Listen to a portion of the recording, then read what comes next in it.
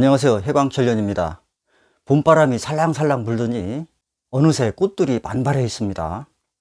사랑이 무럭무럭 피어오르는 계절입니다.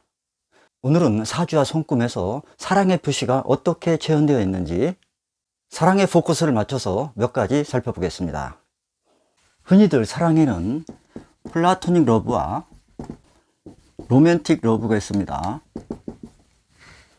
플라토닉은 정신을 추구하는 정신적 사랑, 그리고 로맨틱 러브는 정신에서 더 나아간 육체적 사랑까지 포함합니다.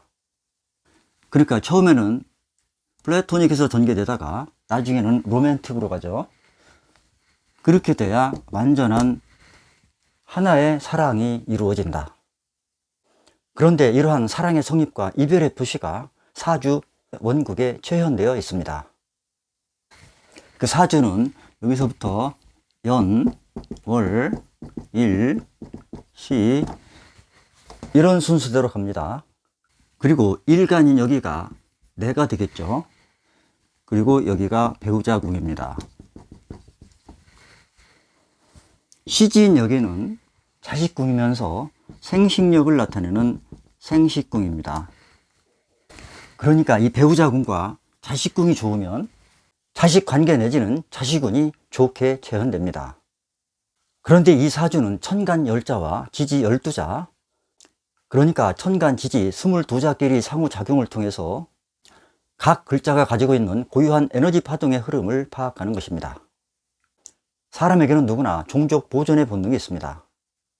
따라서 생명체를 만들어내는 씨앗이 있겠죠. 그것이 천간에서는 계수입니다. 이것이 지지로 내려가면 자수가 되죠. 이러한 계수를 통해서 밖으로 뻗어나가는 기운이 을목입니다. 이것을 지지로 내리면 묘목이 됩니다.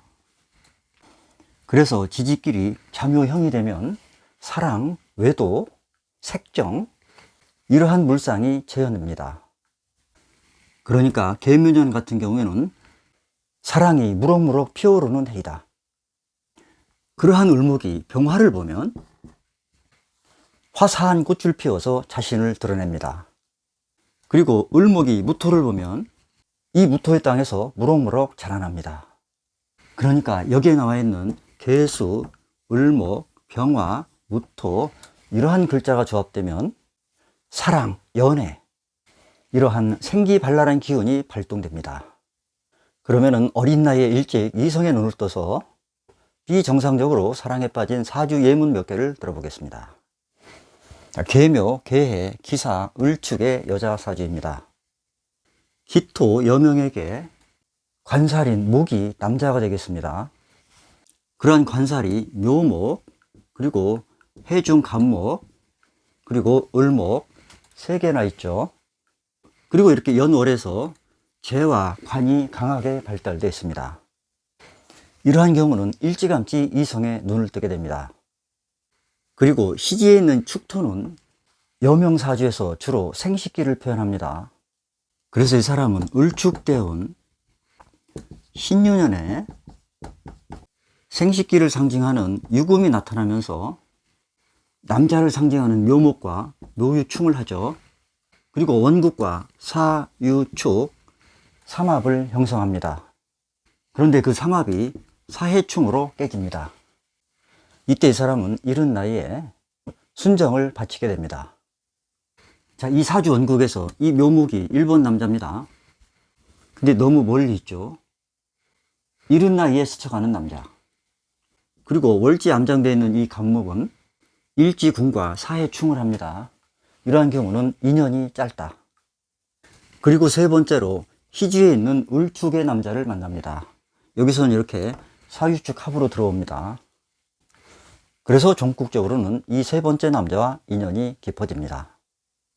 자, 여기서 팔팔한 사랑의 기운을 나타내는 목, 이것이 이렇게 3개씩이나 있죠.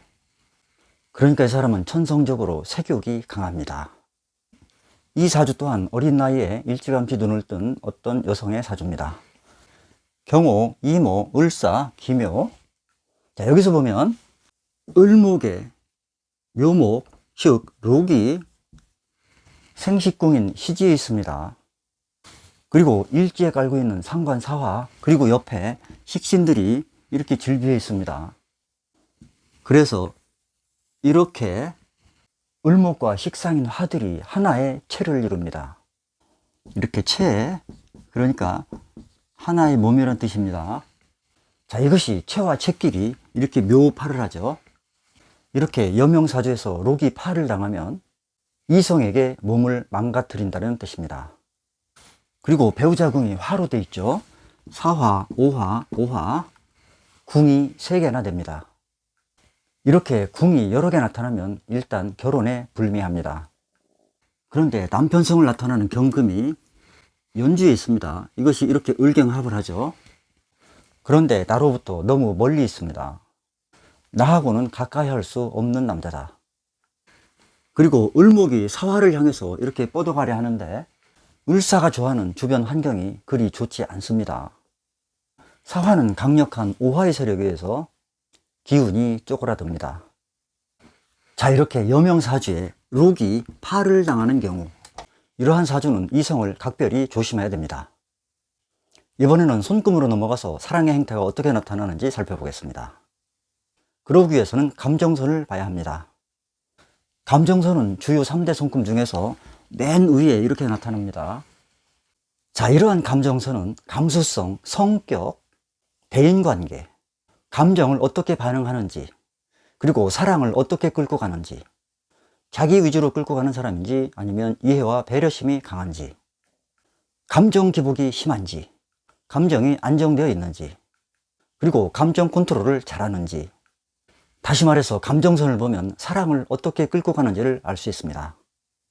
그래서 감정선이 깊고 선명하고 강하게 발달되어 있으면 정이 많고 열정이 강하다, 관대하다, 사랑을 오래 끌고 갈 수 있다, 심신이 안정되어 있어서 인간적으로 신뢰할 만한 사람입니다. 반면에 감정선이 흐리멍텅하고 약하다면 심적인 스트레스를 많이 받는 사람입니다. 그리고 늘 정서적으로 불안정하고 변덕이 심합니다.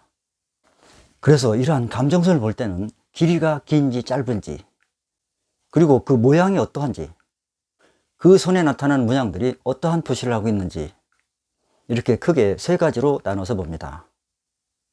자, 감정선의 길이는 이렇게 검지와 중지 사이까지의 길이가 정상적인 길이입니다. 자, 이러한 경우는 사람이 친절하고 서로 공감대를 형성하면서 인간관계를 유지한다. 가장 이상적인 경우입니다. 그런데 이 선이 중지까지밖에 못 미친다. 그리고 이것보다 더 짧은 선도 있습니다. 이러한 경우는 상당히 자기중심적이고 독선적입니다. 그러니까 사랑을 함에 있어서도 상대방은 고려하지 않고 자기가 일방적으로 끌고 갑니다. 그러니까 이해심이 없는 피곤한 스타일이 되겠습니다. 감정선의 길이가 이렇게 검지까지 길게 발달되어 있으면 이러한 사람은 사랑을 헌신적으로 합니다. 올인하는 스타일이다. 그런데 이 선이 너무 길어서 손바닥 끝까지 관통한다. 그러면 이 사람은 지배욕이 상당히 강합니다. 너무 강해서 깨지기가 쉽다. 그러니까 변함없이 끝까지 밀어붙이는 스타일입니다. 좋은 점으로는 충성심이 강하다, 초지일관한다, 이런 의미가 되겠습니다.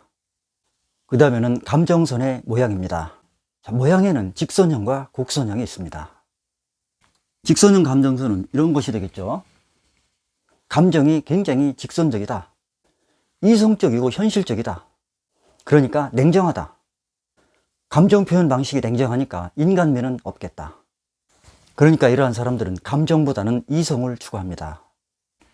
반면에 이렇게 부드러운 곡선형 감정선은 감정이 유연하다, 감정 표현 방식이 부드럽다, 인간지향적이다, 열정과 로맨스를 중시해서 적극적으로 사랑을 펼쳐나간다.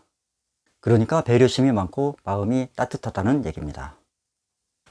그런데 어떤 경우는 감정선이 이렇게 가다가 중지 쪽으로 가파르게 상향하는 경우가 있습니다. 자, 이러한 사람은 소심하고 상당히 이기적입니다. 자기중심적이라서 사랑이 확 타올랐다가 확 꺼지는 사람. 한마디로 애정의 지속성이 약하다. 그리고 이런 사람들은 정신적인 사랑보다 육체적인 사랑을 좋아합니다. 그리고 감정선이 이렇게 가다가 끝에서 하향하는 경우가 많습니다. 이러한 경우는 마음속이 어둡습니다. 사람들한테 많이 배신을 당하고 상처받기 쉽다. 감정이 우울함을 표시합니다. 그러니까 이러한 경우는 스스로 멘탈을 컨트롤할 수 있어야 됩니다.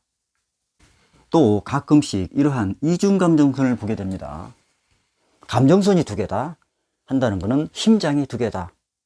마음을 두 가지로 쓴다. 그래서 애정 문제에 있어서도 서로 간의 차이를 많이 보이게 됩니다. 다시 말해서 애정관계는 그다지 좋지 않습니다.